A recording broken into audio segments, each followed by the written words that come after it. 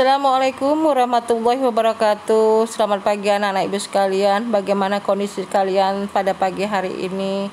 Ibu senantiasa selalu berdoa agar kalian semuanya senantiasa diberikan kesehatan.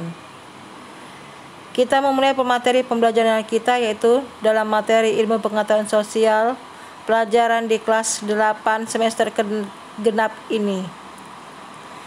Adapun bab materi yang kita pelajari ini adalah tentang masalah perubahan masyarakat Indonesia pada masa penjajahan dan tumbuhnya semangat kebangsaan. Submateri yang akan kita pelajari yaitu tentang masalah kondisi masyarakat pada masa penjajahan. Kita lihat di sini pengaruh monopoli dalam perdagangan. Kamu lihat di sini adalah tanaman cengkeh. Tanaman cengkeh ini adalah tanaman yang menjadi produk unggulan dari masyarakat Maluku pada saat itu. Hasil perkebunan itu kemudian diekspor. Nah, disinilah cengkeh tersebut sangat dibutuhkan oleh masyarakat Eropa, sehingga menarik minat daripada yaitu bangsa-bangsa lain untuk ingin menguasainya.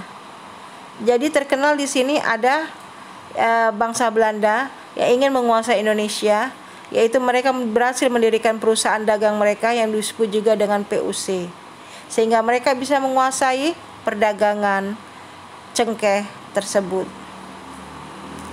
Pada awal kedatangannya, bangsa-bangsa barat ini diterima dengan baik oleh rakyat Indonesia. Hubungan perdagangan tersebut kemudian berubah menjadi hubungan penguasaan dan penjajahan. Pada awalnya, POC meminta keistimewaan hak-hak dagang mereka, akan tetapi dalam perkembangannya menjadi penguasa pasar dan monopoli. Untuk meluaskan kekuasaannya, POC mempersiapkan penguasaan dengan cara perang atau militer. POC mengalami kebangkrutan. Nah, inilah akhirnya ya. POC mengalami kebangkrutan pada tahun atau pada abad yaitu ke-18. Karena korupsi dari manajemen perusahaan mereka itu sendiri yang kurang baik menjadi penyebab utama kebangkrutan. Akhirnya pada tanggal 13 Desember 1799 POC dibubarkan. Kedua, pengaruh kebijakan kerja paksa. Kamu lihat di sini ada jalan dari Anyer sampai ke Panarukan. Ya, di sini adalah hasil dari yaitu kerja paksa, di mana gambar Anyer Panarukan itu adalah bukti sejarah itu dibangun 200 tahun yang lalu, di mana pemerintahan pada saat itu adalah Gubernur Jenderal yang bernama Dendels. Ya, di sini kamu lihat pembangunan jalan Anyer sampai dengan Panarukan itu dikerjakan oleh tenaga manusia. Puluhan ribu rakyat Indonesia dipaksa untuk menyelesaikan proyek jalan tersebut. Pengerahan pengerjaan proyek tersebut inilah yang disebut juga dengan kerja rodi atau kerja paksa. Ketiga, pengaruh sistem sewa tanah. Ini adalah Istana Bogor. Istana Bogor ini adalah bukti sejarah juga di mana Inggris pernah berkuasa di Indonesia. Kebun Raya Bogor ini sebenarnya sudah dibangun sejak awal abad ke-19. Kebun Raya Bogor ini merupakan salah satu bukti pengaruh kekuasaan Inggris yang ada di Indonesia.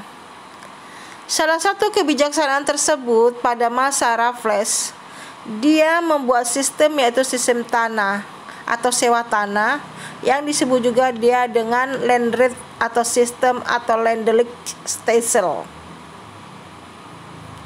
Kita lihat di sini sistem sewa tanah yang diterapkan oleh Gubernur Jenderal Raffles tersebut. Dia menggunakan teori domains, di mana Raffles itu berpendapat bahwa tanah yang dimiliki oleh petani dasarnya itu adalah tanah para raja. Karena kekuasaan para raja telah berpindah dari pemerintahan Inggris, maka sebagai akibatnya, itu tanah rakyat itu dengan sendirinya beralih kepada kerajaan Inggris. Kemudian tanah-tanah itu dikuasai dan digunakan rakyat itu bukannya miliknya dia, tetapi miliknya Raja Inggris. Sehingga mereka memberikan sesuatu kepada raja, sebagaimana sebelumnya diberikan kepada raja-raja mereka sendiri.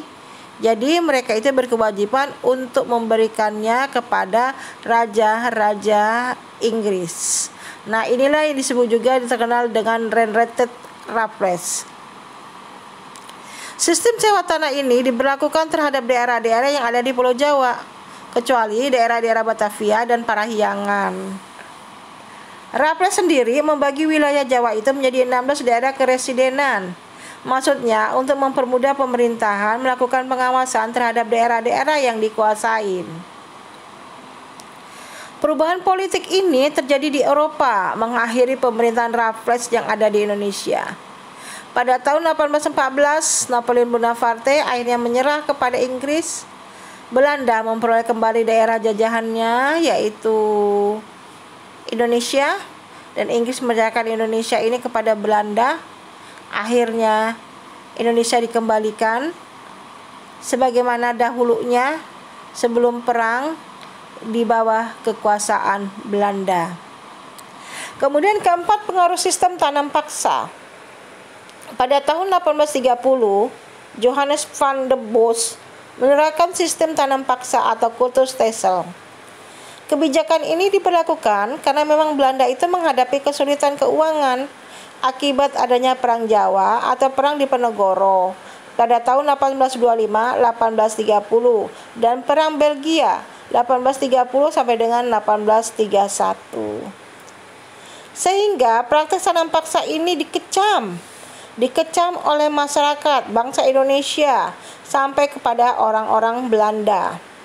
Orang-orang Belanda itu menentang habis-habisan akan adanya tanam paksa tersebut. Di antaranya yang menentang itu adalah Baron van Hove dan E.F.S. Doudekker yang terkenal dengan Multatuli dan L. Vitalis. Mereka itu menuntut agar tanam paksa itu dihapuskan. Kecaman-kecaman dari berbagai pihak membuahkan hasil, sehingga sistem tanam paksa pada tahun 1870 ini dihapus.